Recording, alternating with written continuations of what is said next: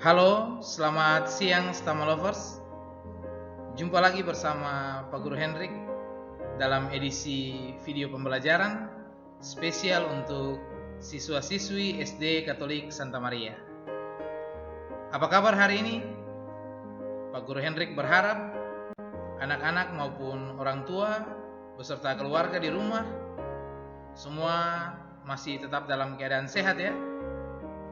Jangan lupa tetap semangat mengikuti proses pembelajaran dari rumah, tetap jaga kesehatan dan selalu mengikuti protokol kesehatan. Nah, di awal video pembelajaran ini, Pak Guru Hendrik berharap semoga materi pembelajaran yang disajikan dalam video ini dapat bermanfaat ya bagi anak-anak selama proses pembelajaran dari rumah. Selamat menyimak video pembelajaran ini. Terima kasih dan selamat mengikuti. Baik anak-anak sekalian, materi matematika yang akan kita pelajari hari ini bab 3 denah, peta dan skala. Nanti pada poin pertama atau poin A kita akan membahas tentang denah, peta serta arah mata angin. Kemudian di poin yang kedua kita akan membahas seputar posisi benda pada bidang koordinat. Dan poin yang ketiga atau poin C kita akan belajar bagaimana caranya menentukan skala. Nah, di awal pembelajaran ini Pak Guru Hendrik berharap setelah menyimak video pembelajaran ini, setelah mempelajari materi yang disajikan dalam video ini, anak-anak diharapkan dapat memahami apa itu denah, peta serta arah mata angin. Kemudian anak-anak juga mampu untuk menentukan rute perjalanan dari suatu tempat ke tempat tertentu dengan tepat. Kemudian anak-anak juga bisa memahami hubungan antara letak atau posisi sebuah benda dan bidang koordinat. Kemudian lewat pembelajaran ini juga anak-anak diharapkan dapat menentukan letak suatu benda pada bidang koordinat dengan tepat. Dan yang pastinya anak-anak juga diharapkan mampu menghitung skala, jarak pada peta serta jarak sebenarnya menggunakan rumus yang telah ditentukan. Ikuti terus video pembelajaran ini, tetap semangat dan terima kasih. Baik anak-anak sekalian, kita masuk pada materi bab 3 yaitu denah, peta dan skala. Poin yang pertama atau poin A adalah denah, peta dan arah mata angin. Mungkin anak-anak pernah dengar istilah denah sebelumnya atau mungkin pernah baca di mana. Kalau misalnya ada yang belum pernah dengar atau baca, tolong disimak sama-sama ya video pembelajaran ini. Nah, denah adalah gambaran yang menunjukkan suatu tempat atau wilayah tertentu pada bidang datar dengan ukuran yang terbatas. Bisa anak-anak lihat dalam tayangan video ini atau bisa juga dilihat dalam buku cetak masing-masing di rumah halaman 56 dan 57 itu. Nah, di situ ada contoh denah atau contoh gambar denah. Ada gambar denah sekolah misalnya atau denah tempat tinggal misalnya, seperti itu. Denah ini juga dapat kita jumpai dalam kehidupan sehari-hari. Misalnya apabila anak-anak terima undangan pernikahan kah atau syukuran ulang tahun kah, itu biasanya di belakang undangan itu mereka cetak atau mereka gambar denah tempat tinggal seperti itu. Atau anak-anak yang mungkin pernah ke rumah sakit, baik itu rumah sakit mitra masyarakat Caritas atau rumah sakit umum daerah RSUD, itu biasanya ada gambar denah wilayah rumah sakit atau lokasi rumah sakit di situ. Nah, denah ini membantu orang-orang atau membantu siapa saja, memudahkan siapa saja untuk menemukan tempat atau lokasi yang ingin dituju seperti itu. Nah, selain denah kita kenal juga ada yang namanya peta. Apa itu peta?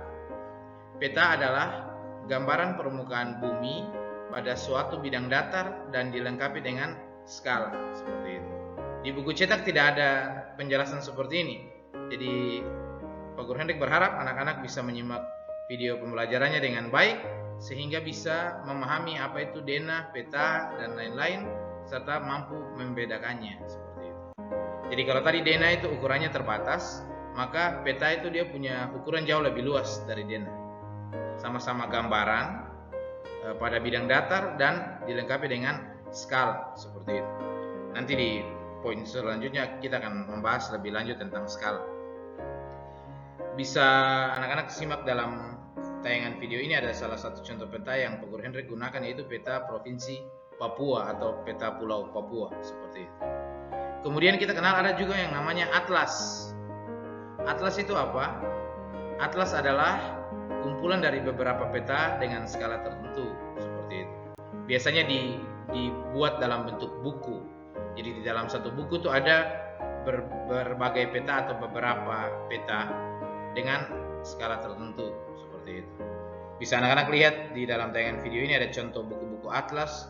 Mungkin ada yang sudah punya koleksi buku atlas di rumah. Nah, seperti itu. Kemudian kita kenal ada juga yang namanya globe. Globe ini adalah bola bumi tiruan atau bola yang dibuat sedemikian rupa sehingga menyerupai bumi, planet bumi itu. Biasanya di sekolah Santa Maria ada kita punya globe. Mungkin anak-anak pernah lihat di toko buku atau di mana, seperti itu. Nah, untuk memahami dan menjelaskan letak suatu tempat pada peta atau denah, kita harus mengenal dan memahami arah mata angin. Bisa anak-anak lihat juga dalam tayangan video ini, sudah Pak Guru Hendrik sajikan, itu ada mata angin dengan dia punya arah itu. Perlu diketahui bahwa arah mata angin adalah petunjuk untuk menentukan suatu arah tertentu. Oleh karena itu, arah mata angin menjadi salah satu unsur penting dalam sebuah peta ataupun denah seperti itu. Pak Guru Hendrik ajarkan lagunya ya supaya anak-anak bisa hafal arah mata angin. Bisa ikuti sama-sama dari rumah. Lagunya seperti ini. Timur, tenggara, selatan, barat, daya, barat, barat, laut, utara, timur, laut, seperti itu. Jadi mulai dari arah timur, sebelah kanan itu dia putar searah jarum jam, berarti putar ke bawah, kemudian lanjut ke samping kiri, baru lanjut lagi ke atas, seperti itu. Kita ulangi lagunya sama-sama, anak-anak boleh ikut dari rumah. 1, 2, 3.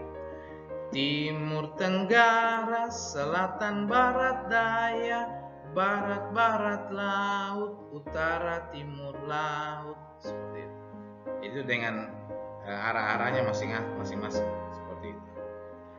Selanjutnya kita akan membahas tentang bagaimana caranya membaca denah sederhana. Ikuti terus video pembelajaran ini. Tetap semangat.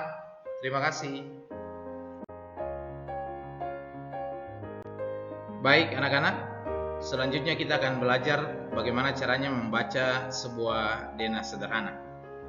Nah, berikut ini adalah contoh cara membaca denah sederhana. Bisa anak-anak ikuti dalam video pembelajaran ini, atau bisa dilihat juga dalam buku cetaknya masing-masing di halaman 58. Di situ ada gambar denah. Nah, berdasarkan gambar denah tersebut dapat kita baca beberapa petunjuk. Di antaranya yang pertama, rumah Jesse. Bisa anak-anak lihat sama-sama rumah Jesse itu kira-kira ada di mana ya? Rumah Jesse itu yang berwarna kuning pas di tengah-tengah itu. Nah, itu. Rumah Jesse berada di sebelah selatan rumah Aditya. Bisa anak-anak lihat arah mata anginnya itu, arah ke atas itu berarti menunjukkan arah utara, dilambangkan dengan huruf U. Mata anginnya ada berbentuk tanda panah di sudut kanan atas gambar itu. Nah, ke atas berarti menunjukkan arah utara, dilambangkan dengan huruf U. Kalau tanda panah ke bawah berarti menunjukkan arah selatan, ditandai dengan huruf S. Ke sebelah kanan menunjukkan arah timur, dilambangkan dengan huruf T. Dan di sebelah kiri atau tanda panah yang mengarah ke sebelah kiri itu menunjukkan arah barat atau dilambangkan dengan huruf B. Nah, berdasarkan denah dan arah mata angin tersebut, bisa kita baca rumah Jesse itu berada di sebelah selatan rumah Aditya. Aditya punya rumah ada di atas, berarti di sebelah bawah selatannya itu rumahnya Jesse. Kemudian sebelah utara rumah Mita. Rumah Mita itu ada di bawah rumah Jesse, berarti di atasnya rumah Mita atau sebelah utara rumah Mita itu rumahnya Jesse di situ. Atau sebelah timur pasar. Bisa anak-anak lihat ada pasar di sebelah kiri itu rumah Jesse itu.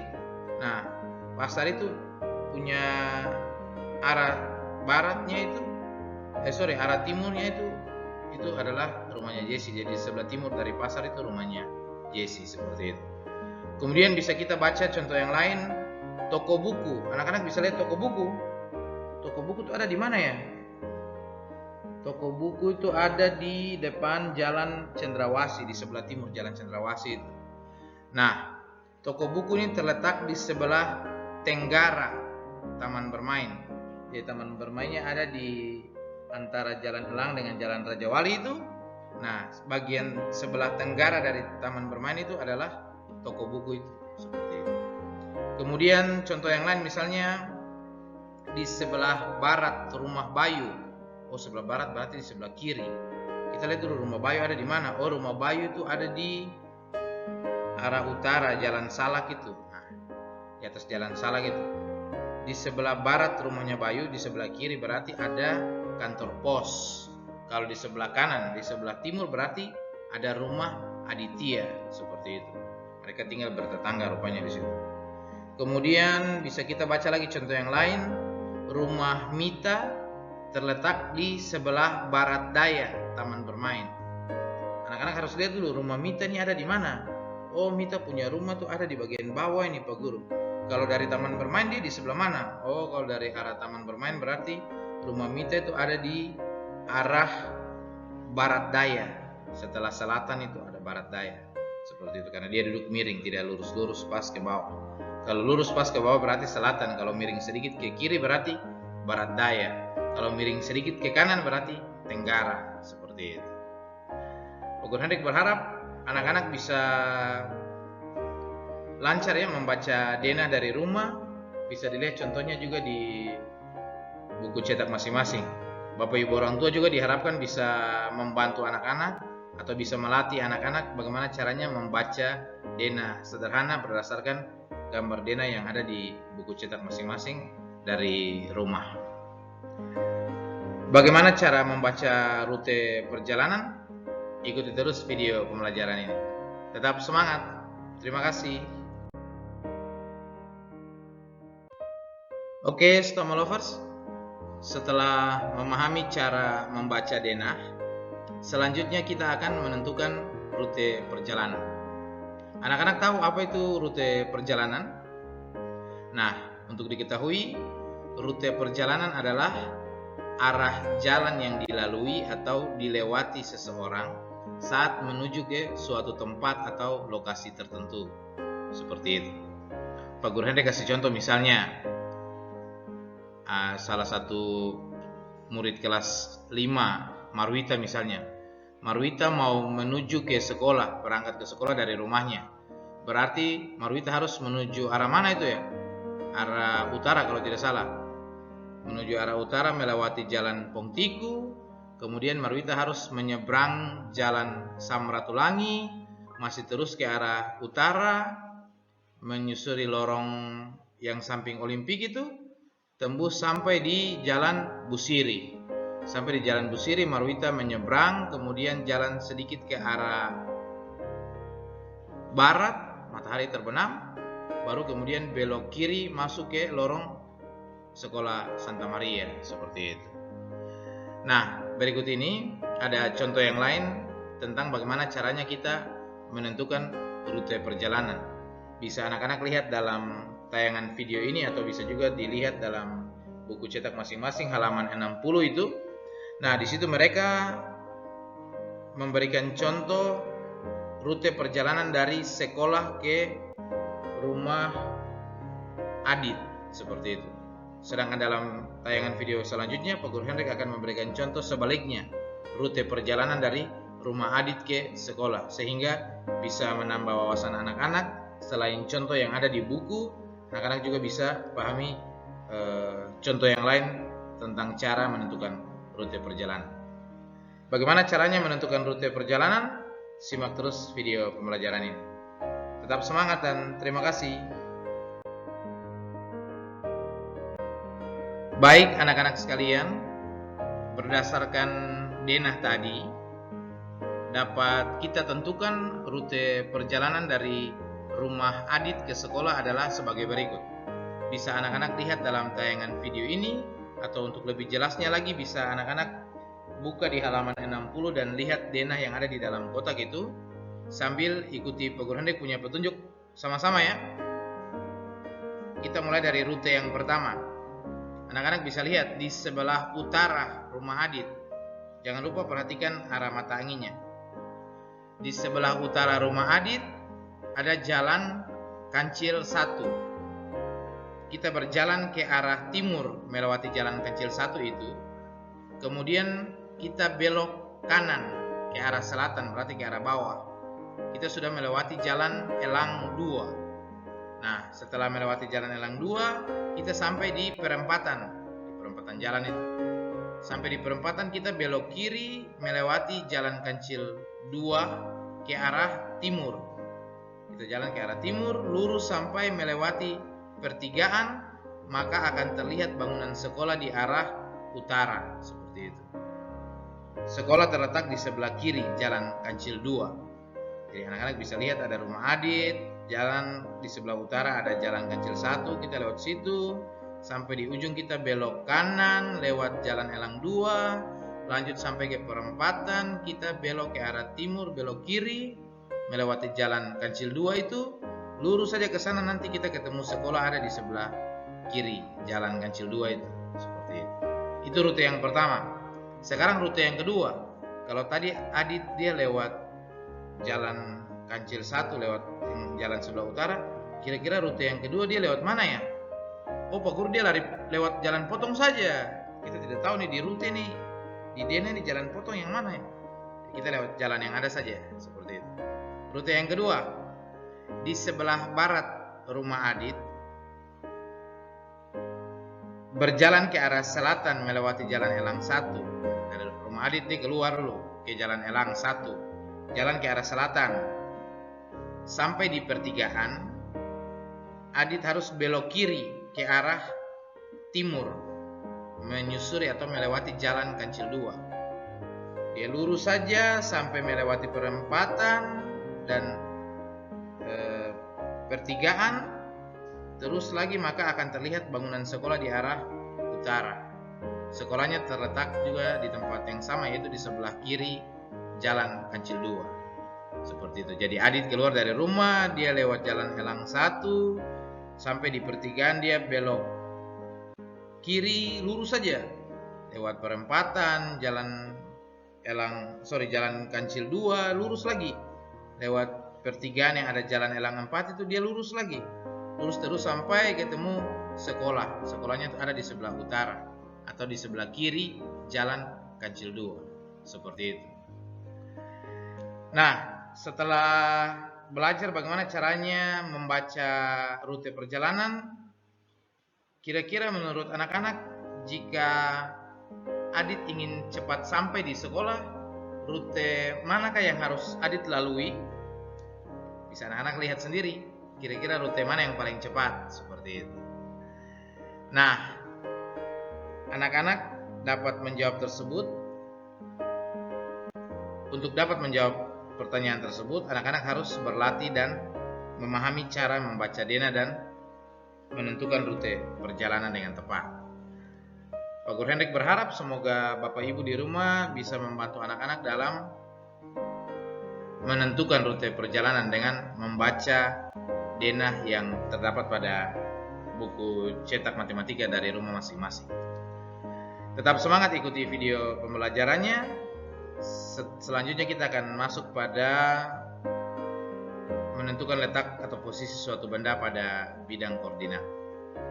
Tetap semangat dan terima kasih.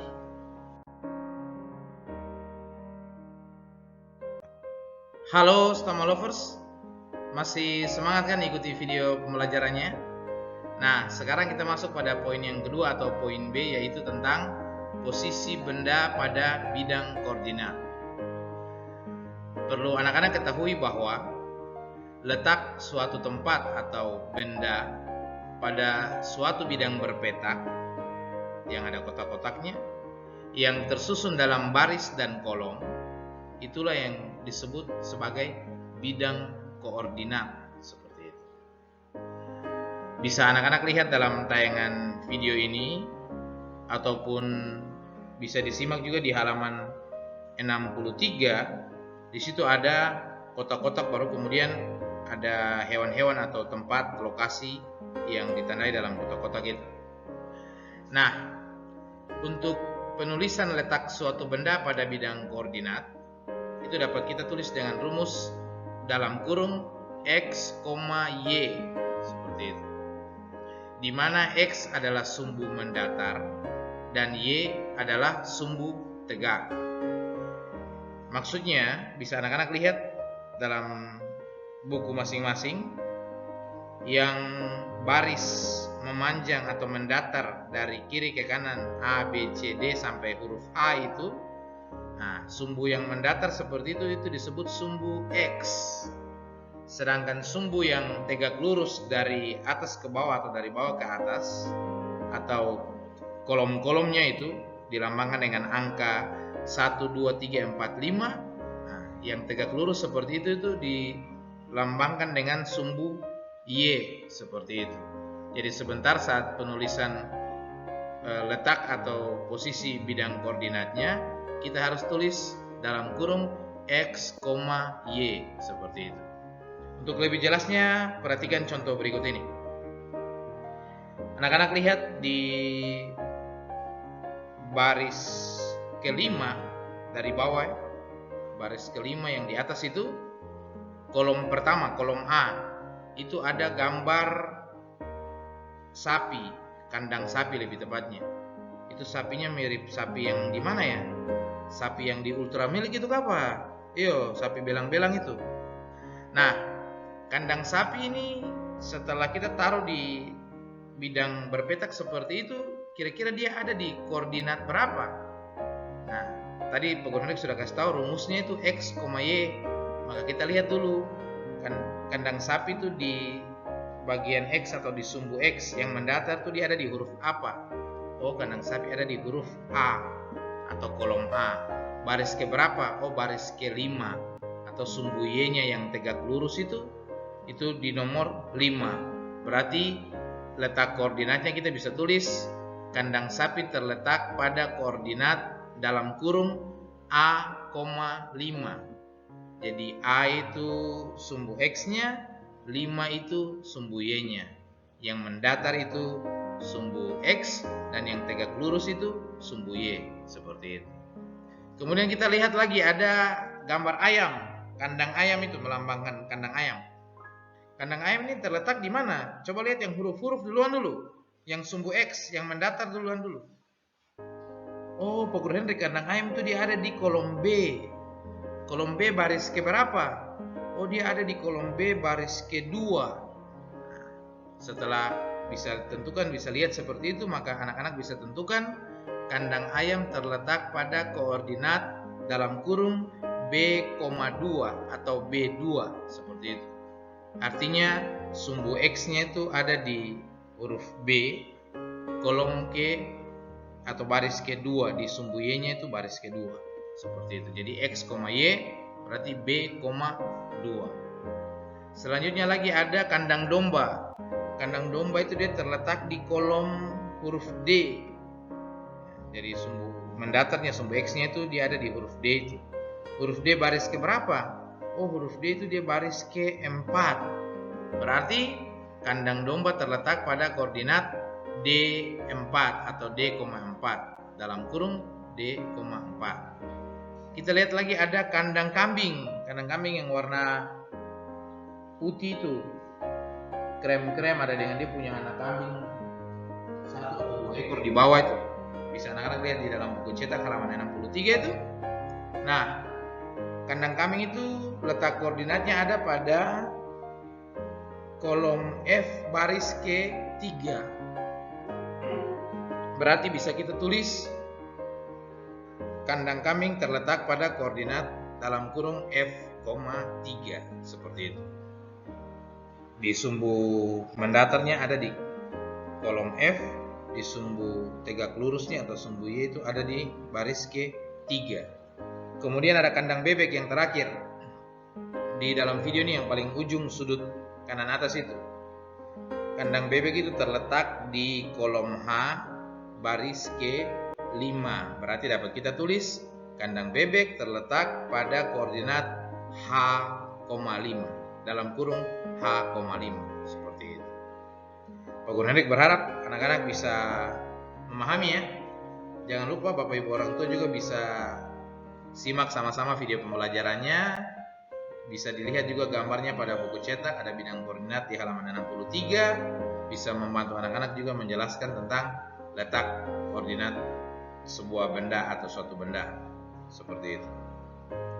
Selanjutnya kita akan membahas tentang bangun datar yang bisa kita tentukan lewat bidang koordinat dengan cara menghubungkan beberapa titik yang ada seperti itu.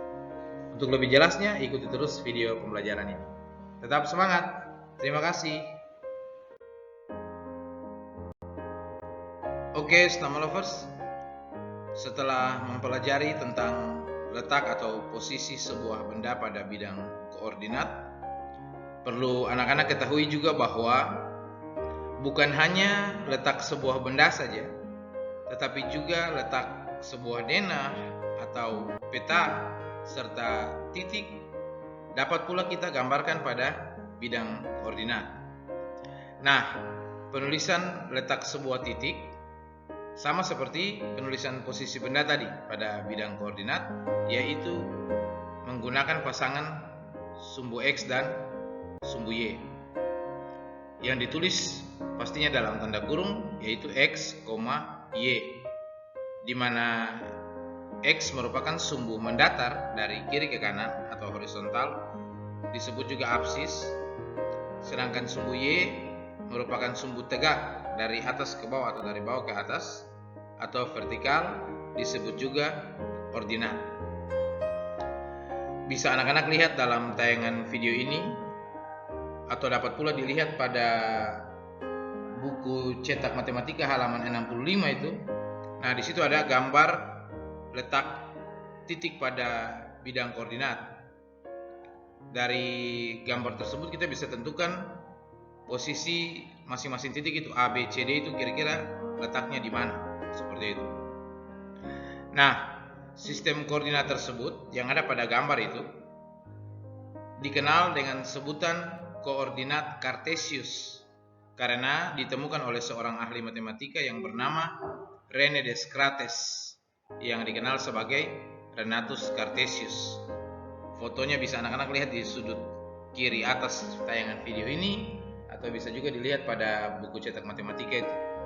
Beliau itu sudah yang menemukan bidang koordinat Cartesius ini sehingga disebut koordinat Cartesius sesuai dengan nama beliau, yaitu Renatus Cartesius, seperti itu.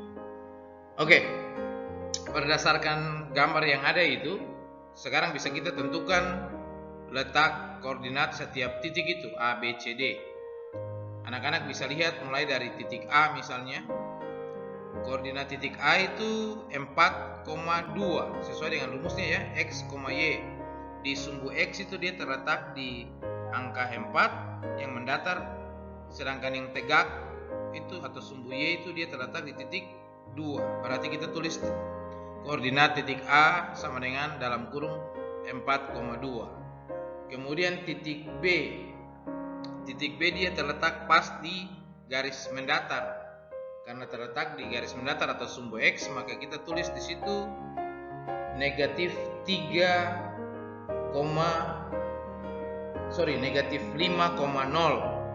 karena sumbu X-nya itu pas di negatif 5 di mana titik B itu berada, sedangkan 0 sebagai titik netral berfungsi sebagai sumbu Y, seperti itu. Kemudian titik C anak-anak bisa lihat titik C ada di bagian bawah. Titik C itu dia terletak pada sumbu X negatif 2 yang mendatar dari kiri ke kanan itu, sedangkan sumbu Y yang tegak dari atas ke bawah itu dia terletak di titik negatif 3. Berarti bisa kita tulis koordinat titik C sama dengan negatif 2, negatif 3 dalam kurung seperti itu. Yang terakhir ada titik D. Titik D kita lihat ada di sebelah kanan bawah itu. Pada sumbu X yang mendatar dia terletak pada jalur angka 6. Sedangkan sumbu Y yang tegak lurus dia ada di jalur K2 atau negatif 2. Maka bisa kita tulis koordinat titik D sama dengan dalam kurung 6, negatif 2. 6-nya itu merupakan sumbu X dan negatif 2 itu merupakan sumbu Y. Seperti itu. Pak Guru Hendrik berharap semoga anak-anak bisa mengerti ya cara membaca letak atau posisi suatu titik pada bidang koordinat seperti ini. Untuk lebih jelasnya, ikuti terus video pembelajaran ini. Selanjutnya kita akan mengetahui bagaimana caranya menentukan sebuah bangun datar berdasarkan letak titik pada bidang koordinat kartesius. Tetap semangat dan terima kasih.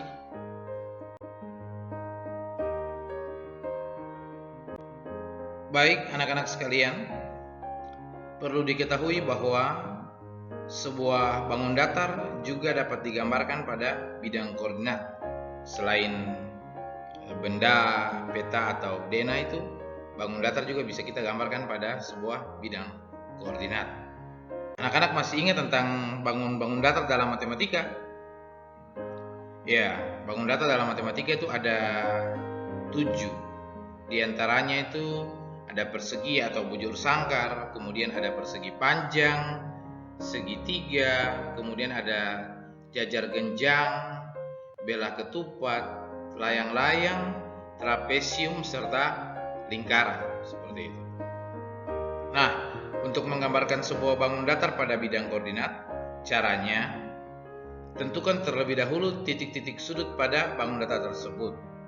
Setelah itu, barulah kita hubungkan titik-titik sudut tersebut dengan garis sehingga membentuk suatu bangun datar. Bisa anak-anak lihat dalam tayangan video ini, atau dapat pula anak-anak lihat di dalam buku matematika halaman 66 itu.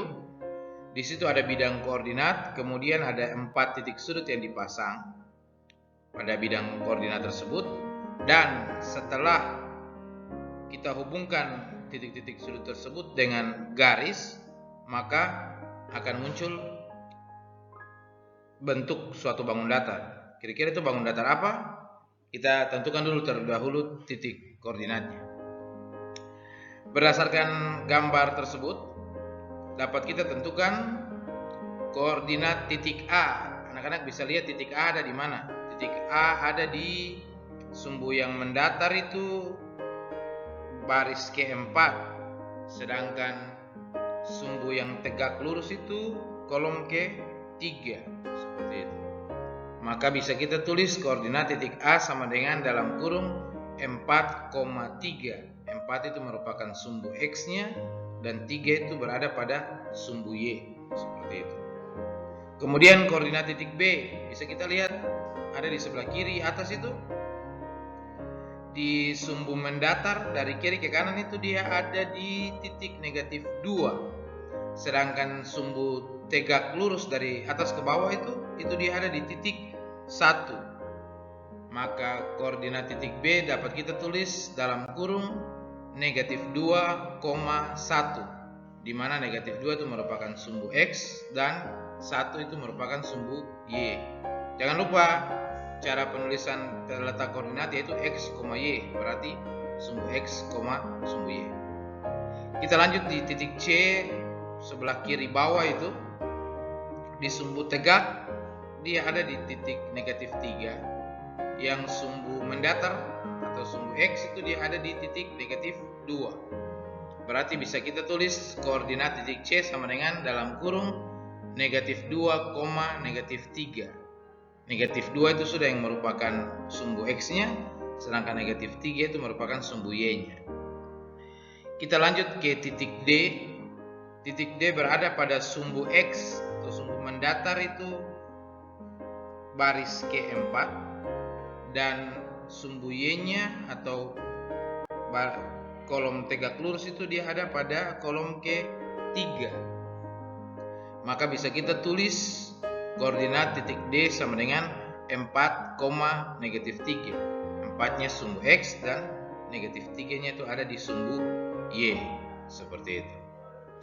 Nah, setelah titik A, B, C, dan titik D kita hubungkan dengan garis, atau kita tentukan letak koordinatnya seperti itu, kemudian kita hubungkan dengan garis, maka akan terlihat suatu bangun datar yang terbentuk pada bidang koordinat tersebut.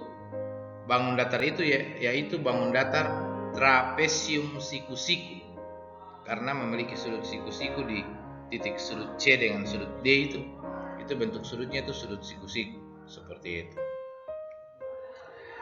Pak Guru Hendrik berharap semoga anak-anak bisa memahami dengan baik cara menentukan letak suatu benda, titik, denah ataupun peta pada bidang koordinat kartesius. Selanjutnya kita akan membahas tentang skala. Pak Guru Hendrik berharap anak-anak tetap semangat mengikuti video pembelajarannya. Ikuti terus video pembelajaran ini. Terima kasih. Halo Stama Lovers, masih semangat kan ikuti video pembelajarannya? Nah, sekarang kita masuk pada materi yang ketiga atau poin C, yaitu skala. Anak-anak pernah dengar atau baca istilah skala ini? Ataukah mungkin belum pernah dengar sama sekali? Nah, untuk lebih jelasnya, simak penjelasan Pak Guru Hendrik berikut ini ya. Skala adalah perbandingan antara jarak pada peta dengan jarak sebenarnya.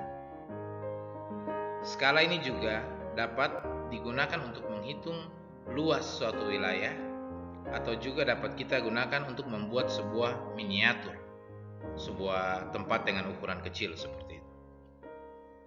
Pak Guru Hendrik kasih contoh sederhana. Misalnya anak-anak mau menggambar bangunan sekolah, berarti harus siapkan buku gambar serta perlengkapan menggambar yang lain seperti pensil atau pensil warna seperti itu. Nah, saat menggambar bangunan sekolah, otomatis bentuknya itu sama. Yang digambar pasti tidak jauh beda dengan yang objek yang kita lihat itu bangunan sekolahnya itu. Tapi yang berbeda adalah ukurannya. Tidak mungkin ukuran bangunan sekolah yang sebenarnya itu sama dengan ukuran bangunan sekolah dalam gambar. Pasti yang dalam gambar ukurannya lebih kecil daripada ukuran yang sebenarnya, seperti itu. Atau mau gambar apa saja, gambar pohon kah atau gambar gunung kah, pasti ukurannya itu berbeda. Ukuran pohon atau gunung yang sebenarnya akan jauh lebih besar daripada ukuran pohon atau gunung yang kita gambar, seperti itu. Nah, perbandingan antara ukuran yang sebenarnya tadi dengan ukuran yang kita gambar itu, atau ukuran pada gambar itu sudah yang kita sebut sebagai skala, seperti itu. Perbandingan antara ukuran pada gambar atau pada peta dengan ukuran sebenarnya. Nah, skala ini biasanya terdapat pada peta. Saat anak-anak lihat peta di mana saja, misalnya di kelas atau di tempat-tempat umum seperti itu biasanya setiap peta itu dilengkapi dengan skala. Skala ini salah satu dari beberapa unsur peta itu. Ada judul peta, ada skala, ada legenda, seperti itu. Nah, dalam gambar ini, dalam tayangan video ini bisa anak-anak lihat ada sebuah peta itu peta pulau apa ya? Ada yang tahu? Masa tidak tahu? Itu peta Pulau Ambon. Pulau Ambon itu ada di Provinsi Maluku. Dalam buku cetak di halaman 70 juga tuh bisa anak-anak lihat ada peta juga di situ. Itu peta provinsi, ada yang tahu peta provinsi apa? Itu peta Provinsi Sulawesi Utara. Ibu kotanya di Manado, seperti itu. Nah, pada peta yang ada dalam tayangan video ini, peta Pulau Ambon ini, di situ tertulis skala 1/350.000. Titik 2-nya itu kita baca berbanding, bukan bagi, bukan ya.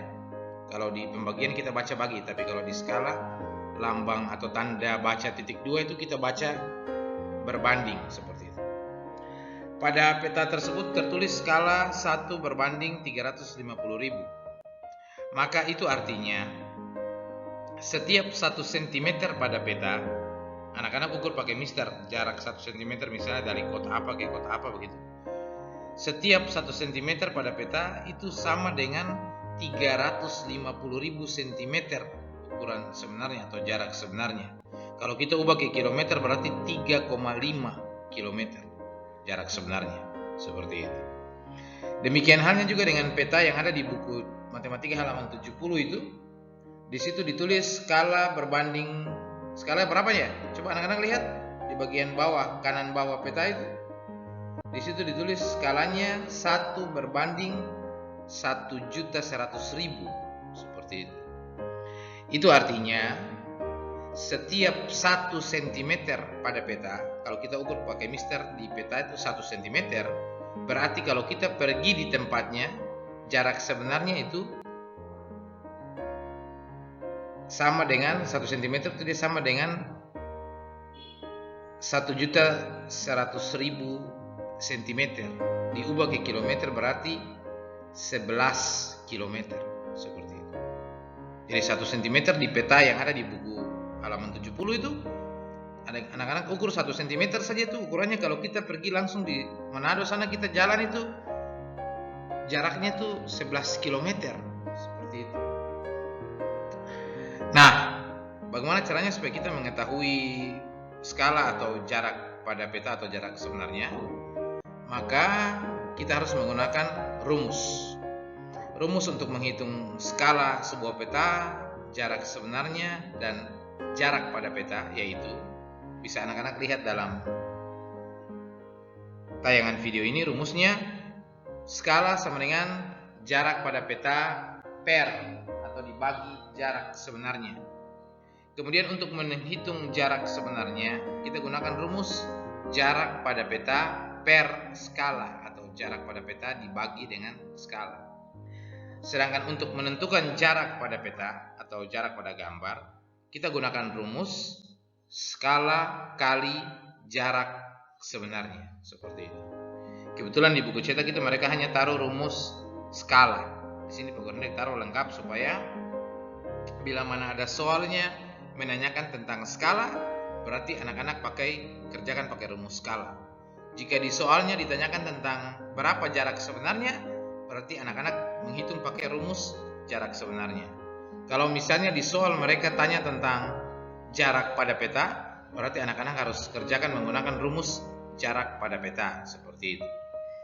Biasanya disingkat skala itu dengan satuan S, kemudian jarak pada peta kita pakai JPP, sedangkan jarak sebenarnya itu kita singkat JS, seperti itu. Bagaimana cara menentukan skala sebuah peta atau jarak sebenarnya dan jarak pada peta? Ikuti terus video pembelajaran ini. Tetap semangat. Terima kasih. Oke, Stomach Lovers, setelah mempelajari tentang skala dan mengetahui rumus untuk menghitung skala, jarak pada peta dan jarak sebenarnya, selanjutnya kita masuk pada contoh soal. Tolong disimak penjelasan Pak Guru Hendrik dengan baik ya. Contoh yang pertama, jarak dari Timika ke Kuala Kencana pada peta adalah 30 cm. Jika jarak kedua kota tersebut sebenarnya adalah 120 km, berapakah skala peta tersebut? Nah, dari soal tersebut dapat kita analisis. Langkah pertama yaitu kita harus menganalisis dulu soalnya. Kita harus memahami dulu isi soalnya. Kira-kira soalnya ini isinya tentang apa? Dari soal ini kita perlu jabarkan cara kerjanya. Yang pertama diketahui. Dalam soal ini yang sudah ada atau yang sudah kita ketahui itu apa dari 3 poin tadi itu? Skala, jarak pada peta, dan jarak sebenarnya. Kira-kira dalam soal ini yang sudah ada atau sudah diketahui itu apa saja? Yang pertama itu ada jarak pada peta atau JPP. Anak-anak bisa lihat di situ ada jelas tertulis jarak dari Timika ke Kuala Kencana pada peta adalah 30 cm. Berarti cara kerjanya bisa kita tulis, diketahui jarak pada peta JPP sama dengan 30 cm. Ada apa lagi yang sudah diketahui, yang sudah ada dalam soal? Oh, Pak Guru Hendrik, ada jarak sebenarnya. Mana itu jarak sebenarnya? Nah, di dalam soal tertulis jelas itu, jika jarak kedua kota tersebut sebenarnya adalah 120 km, nah berarti kita kasih masuk 120 km jarak sebenarnya. Nah, karena satuannya berbeda, jarak pada peta itu 30 cm, jarak sebenarnya pakai satuan kilometer, maka sementara kita mau tentukan skala itu berarti kita harus ubah satuan kilometer ini ke satuan cm. Nah, untuk membantu memudahkan anak-anak dalam menghitung atau mengubah satuan jarak atau satuan panjang seperti ini, dalam tayangan video ini sudah Pak Guru Hendrik sajikan gambar tangga satuan jarak atau satuan panjang itu. Anak-anak bisa lihat yang di sebelah kanan itu ada tangga-tangga, baru kemudian ada huruf-huruf itu. Ada KM, ada HM, ada DAM. Pak Guru Hendrik itu barang apa? Nah, keterangannya ada di samping kanan gambar itu. Jadi KM itu kilometer, HM itu hektometer, DAM itu dekameter, kemudian M saja itu berarti meter, DM itu desimeter, CM itu dibaca sentimeter, dan double M atau MM itu dibaca milimeter. Pak Guru Hendrik sebut sama-sama, anak-anak ikuti dari rumah ya. Kita mulai dari yang pertama. Kilometer, hektometer, dekameter, meter, desimeter, sentimeter, milimeter. Seperti itu. Jadi harus kenal dulu nama-nama dari satuan jarak atau satuan panjang pada tangga satuan jarak itu. Nah, setelah mengetahui dia punya nama-nama satuan seperti itu, sekarang anak-anak juga harus tahu nilainya. Di dalam tayangan video ini, di dalam gambar ini lebih tepatnya ditulis di situ, setiap turun satu tangga dikalikan 10. Kemudian setiap naik satu tangga dibagi dengan 10. Itu artinya bahwa jarak dari satu satuan ke satuan lain adalah 10, tergantung dia naik atau turun tangga. Jika turun satu tangga berarti nilainya dikali 10. Kalau naik satu tangga berarti nilainya dibagi 10. Seperti itu. Nah, kebetulan di soal ini kan jarak sebenarnya satuannya itu pakai kilometer. Kita mau ubah ke satuan jarak pada peta itu berarti kita harus pakai sentimeter. Coba anak-anak lihat dari kilometer ke sentimeter. Kilometer itu km, sentimeter itu cm. Dari kilometer ke sentimeter itu kita naik atau turun tangga ya? Oh, pokoknya kita turun tangga itu karena kilometer di atas, sentimeter itu ada di bawah. Nah, kalau turun tangga kita turun berapa tangga? Anak-anak coba hitung. Dari kilometer ke hektometer turun satu tangga. Hektometer ke dekameter turun satu tangga.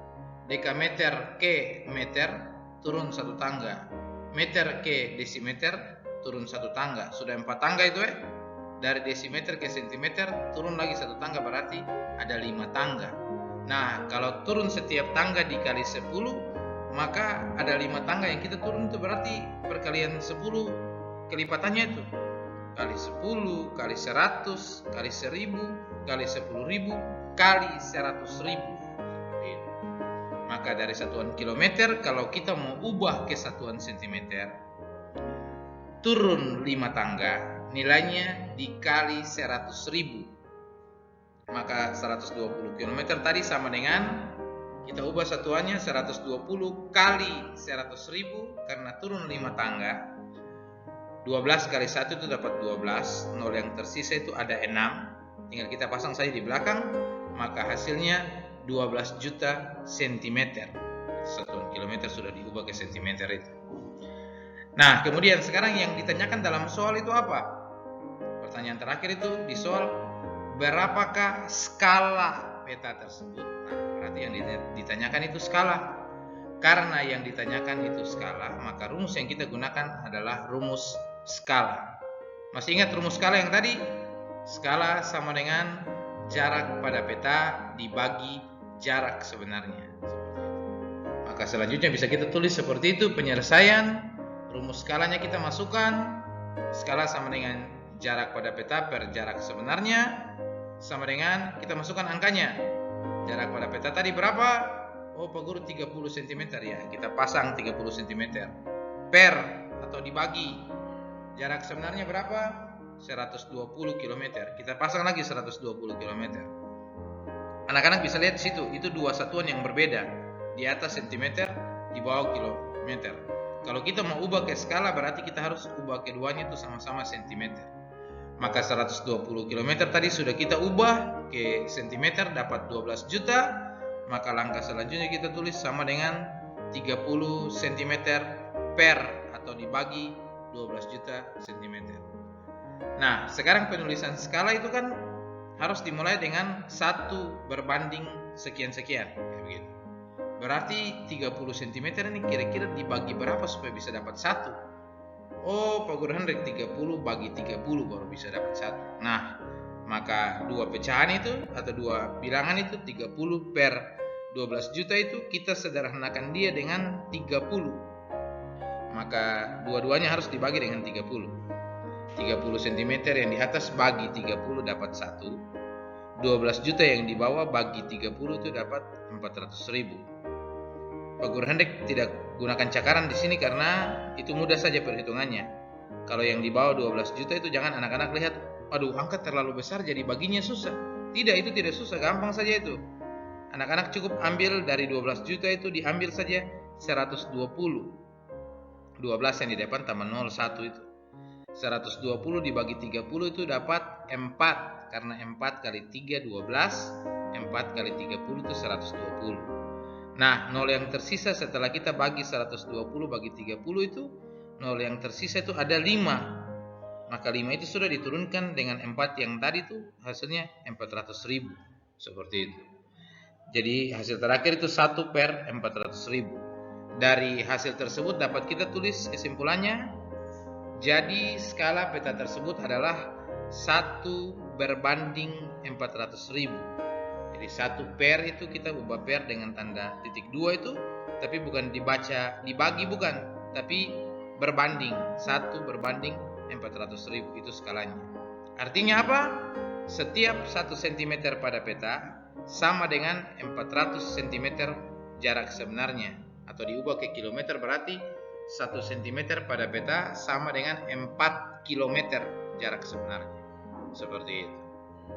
Pak Guru Hendrik berharap anak-anak bisa memahami ya penjelasan Pak Guru Hendrik dalam video pembelajaran ini. Jangan lupa juga kuasai tangga-tangga satuan jarak dengan atau satuan panjang itu. Turun 1 tangga kali 10, naik 1 tangga bagi 10. Seperti itu. Tergantung soalnya mereka minta satuannya turun atau naik tangga. Nah, selanjutnya kita akan lihat contoh soal yang lain seputar jarak pada peta dan menghitung jarak sebenarnya. Tetap semangat ikuti video pembelajarannya. Terima kasih. Oke anak-anak, kita masuk pada contoh soal yang kedua ya. Sebuah taman pada gambar berbentuk persegi panjang dengan ukuran panjang 8 cm dan lebar 6 cm. Jika skala gambar tersebut adalah 1 berbanding 200, berapa luas taman sebenarnya?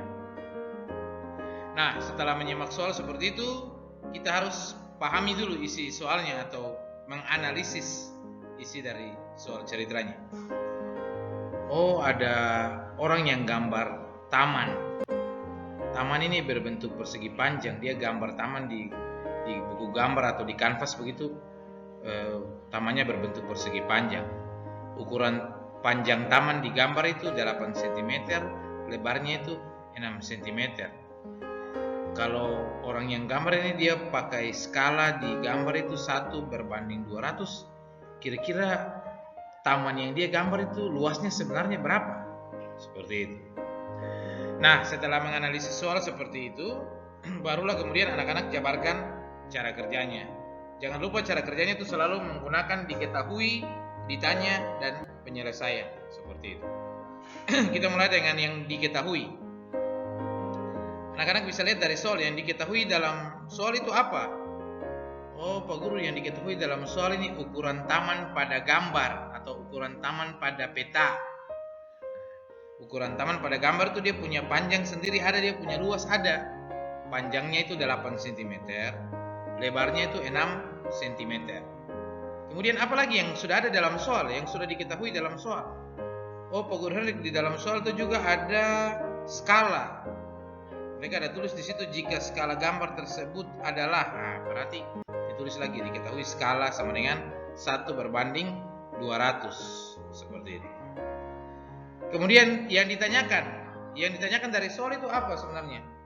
Oh, yang ditanyakan dari soal itu luas taman sebenarnya.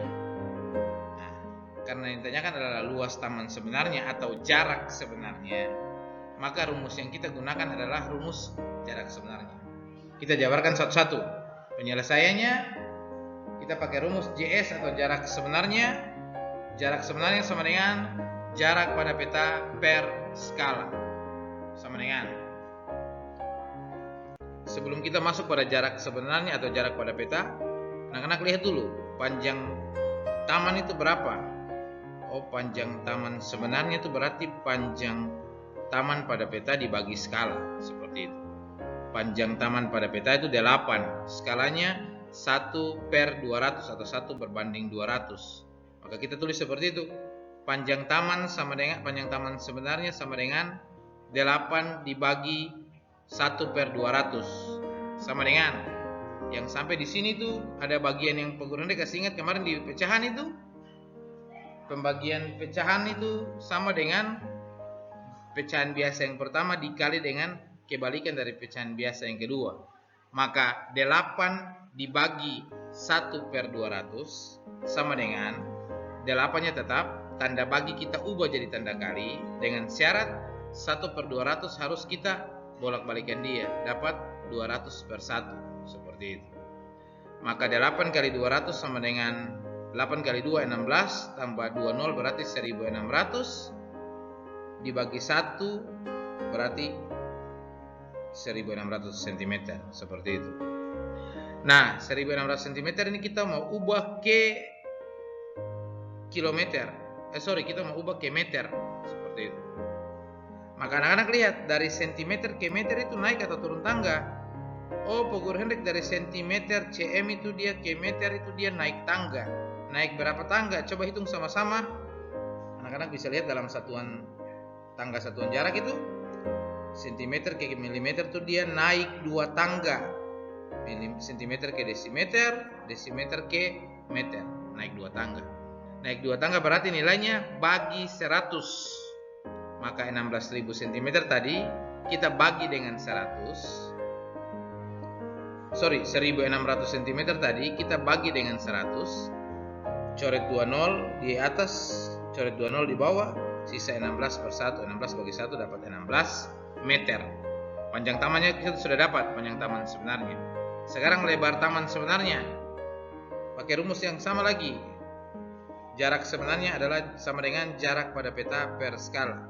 Berarti lebar taman sebenarnya sama dengan lebar taman pada peta dibagi skala, sama dengan 6 dibagi 1/200 atau 1/200. Sama dengan, anak-anak lihat lagi rumus yang sama yang kita gunakan tadi di atas. Pembagian pecahan itu berarti pecahan biasa yang pertama dikali dengan kebalikan dari pecahan biasa yang kedua. Yang di dalam contoh ini bukan pecahan biasa yang pertama, tapi ada angka yang pertama itu 6. 6-nya kita pindahkan tetap, tanda bagi kita ubah jadi tanda kali, dengan syarat skala 1/200 itu kita bolak-balik dia menjadi 200/1. 6 kali 200, 6 kali 2 12 tambah 02 berarti 1200. Satuan yang sama, sentimeter, kita ubah lagi ke meter, naik 2 tangga, nilainya bagi 100 dibagi 100. Maka 1200 dibagi 100, coret 20 di masing-masing punya 0 di belakang, tersisa 12/1. 12 bagi 1 berarti dapat 12. Nah, sekarang kita sudah dapat ini panjang taman sebenarnya dengan lebar taman sebenarnya. Lalu Pak Guru Henrik, luasnya bagaimana? Luas taman sebenarnya itu berapa? Nah, karena taman tersebut berbentuk persegi panjang, maka luas taman atau luas yang kita gunakan adalah rumus luas persegi panjang. Luas persegi panjang rumusnya sama dengan panjang kali lebar. Maka kita kasih masuk panjangnya 16, lebarnya 12. 16 dikali 12 dapat 192 meter persegi. Karena meter kali meter berarti meter persegi. Bukan meter kuadrat ya. Meter pangkat 2 itu dibaca meter persegi. Seperti itu. Nah, setelah menghitung semuanya seperti itu, maka kesimpulannya jadi luas sebenarnya dari taman tersebut adalah 192 meter persegi. Seperti itu. Jadi kita harus tahu dulu panjang sebenarnya berapa, kita hitung lebar sebenarnya lagi berapa. Dari situ baru kita bisa tentukan luas sebenarnya menggunakan rumus luas bangun datar persegi panjang. Seperti itu. Pak Guru Hendrik berharap anak-anak bisa pahami ya penjelasan dari Pak Guru Hendrik dalam video ini. Kita lanjut ke contoh soal yang ketiga. Tetap semangat ikuti video pembelajarannya. Terima kasih. Baik anak-anak, kita lanjut pada contoh soal yang ketiga ya. Kita simak soalnya sama-sama. Sebuah peta memiliki skala 1/1 juta. Jarak kota A dan kota B pada peta tersebut adalah 15 cm. Berapa jarak sebenarnya antara dua kota tersebut? Ya, langkah pertama kita pahami dulu isi soalnya. Kita analisis sama-sama soalnya. Oh, ada peta ini ceritanya. Terus di dalam peta itu gunakan skala 1/1 juta. 1 juta. Artinya setiap 1 cm pada peta itu dia sama dengan 1 juta cm jarak sebenarnya, atau 10 km jarak sebenarnya. Nah, di dalam peta itu kalau kita pakai mister ukur, jarak dari kota A ke kota B itu sama dengan 15 cm. Kira-kira kalau di peta jaraknya 15 cm, kalau kita jalan langsung dari kota A ke kota B itu jaraknya berapa ya? Seperti itu. Nah, setelah anak-anak mampu menganalisis soal seperti itu, barulah kemudian kita jabarkan cara kerjanya. Kita mulai lagi dengan yang diketahui. Yang diketahui dari soal itu apa? Oh, Pak Guru, yang pertama sekali itu ada skala. Ya, skala peta itu 1/1 juta. Kita tulis skala sama dengan 1/1 juta. Kemudian apa lagi yang diketahui? Oh, Pak Guru Hendrik, jarak dari kota A ke kota B pada peta. Kalau yang diketahui pada peta berarti jarak pada peta. Jarak pada petanya berapa? 15 cm. Lalu yang ditanyakan dari soal itu apa? Oh, Pak Guru Hendrik, yang ditanyakan dalam soal ini berapa jarak sebenarnya. Nah, karena yang ditanyakan adalah jarak sebenarnya, maka rumus yang kita gunakan adalah rumus jarak sebenarnya. Masih ingat rumus jarak sebenarnya? Jangan lupa rumusnya tadi di depan itu, penjelasan Pak Guru Hendrik dalam video sebelumnya.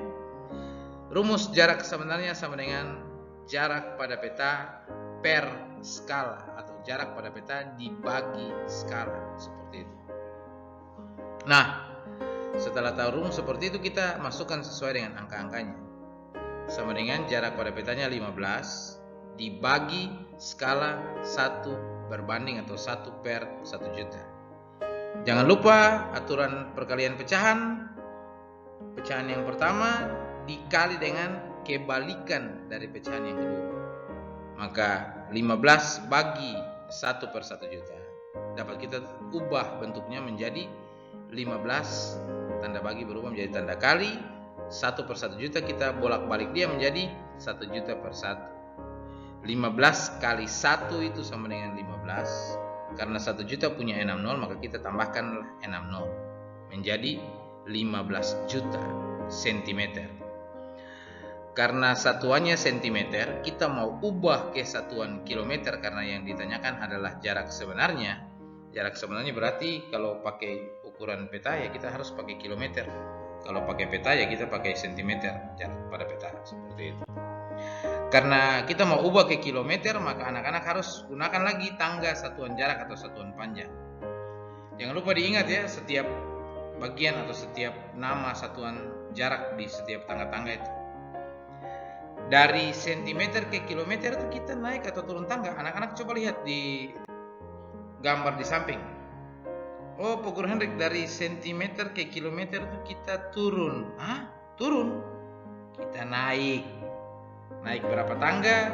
Kita naik 5 tangga. Anak-anak bisa hitung sama-sama dari rumah sentimeter ke kilometer itu naik 5 tangga. Setiap naik 1 tangga itu bagi 10, berarti dari sentimeter ke kilometer naik 5 tangga nilainya bagi 100.000. Seperti itu. Maka 15 juta sentimeter sama dengan 15 juta dibagi 100.000. Tidak perlu anak-anak cakar pembagian panjang-panjang. Cukup dicoret 50 di atas, coret juga 50 di bawah. Jangan lupa jumlah 0 yang dicoret untuk mau sederhanakan dia itu harus sama banyaknya atau sama jumlahnya 0 yang dicoret.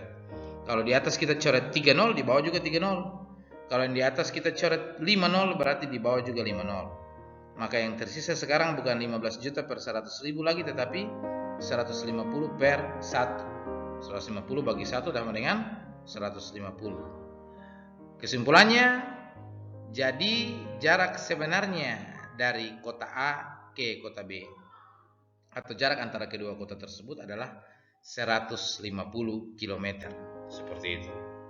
Jadi sekali lagi Pak Guru Hendrik ingatkan, kalau ditanya jarak pada peta berarti otomatis satuannya pakai sentimeter. Kalau ditanya skala berarti harus ada 1 berbanding sekian-sekian. Seperti itu.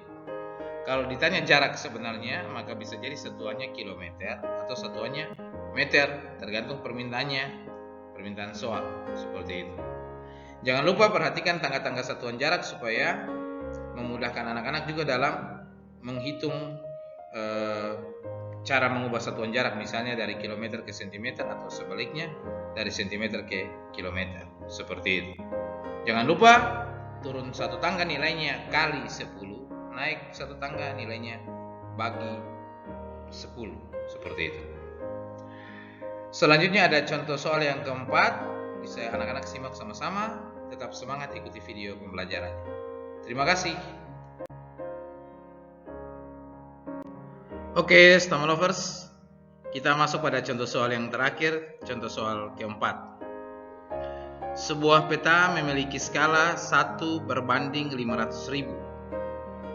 Jika jarak sebenarnya dari Timika ke Pomako adalah 175 km, berapakah jarak kedua tempat tersebut pada peta? Nah, kita analisis lagi soalnya. Oh, Pak Guru Hendrik, ada jadi ceritanya tuh ada gambar peta. Peta itu punya skala 1 berbanding 500.000. Artinya setiap 1 cm pada peta itu sama dengan 500.000 cm jarak sebenarnya.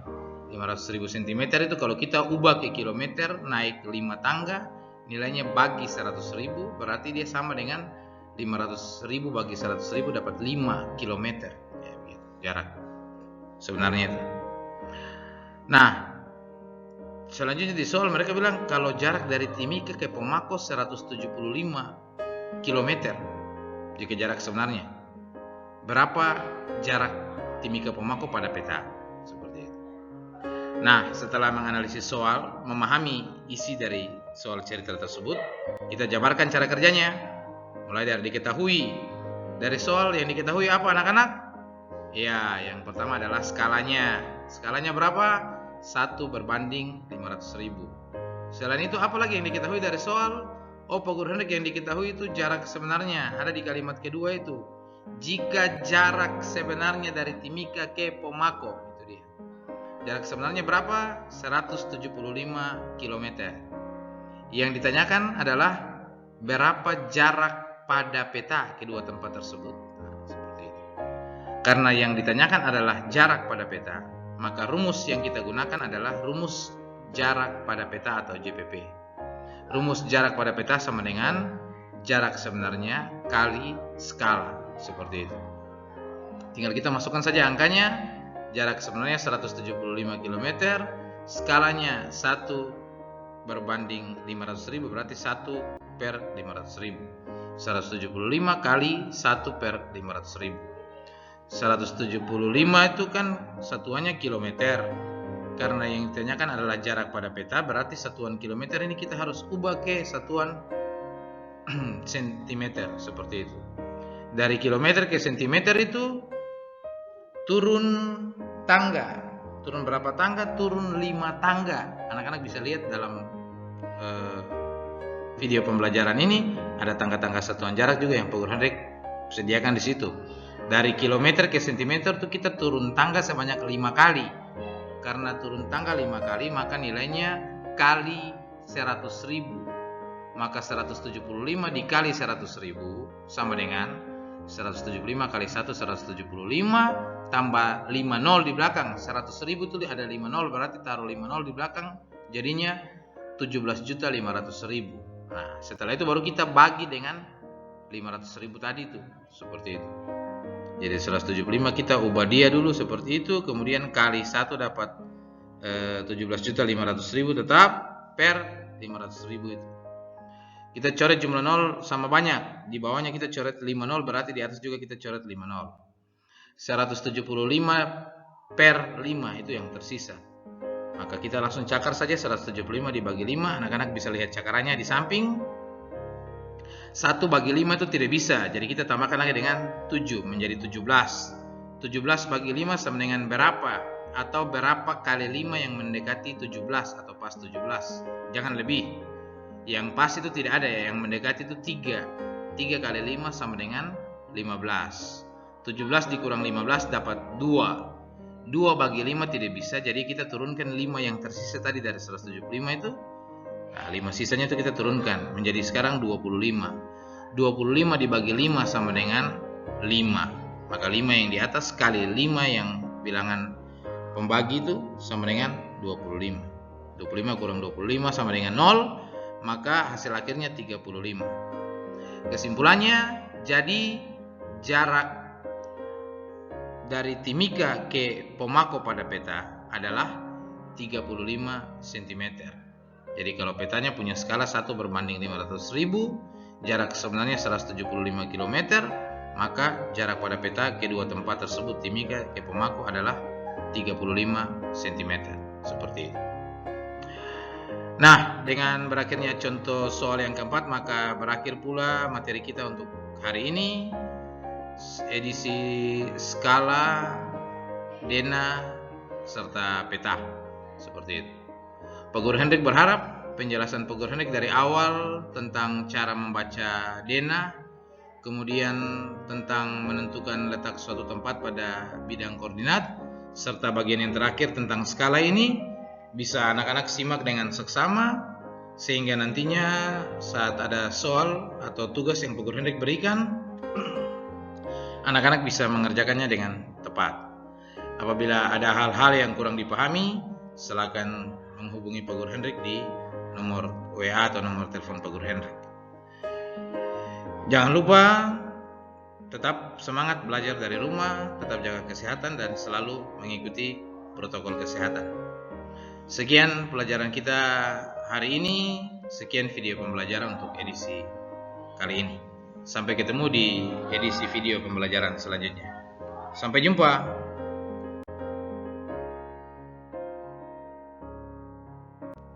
Oke, Stama Lovers, sekian video pembelajaran matematika edisi hari ini, spesial untuk siswa-siswi kelas 5 SD Katolik Santa Maria.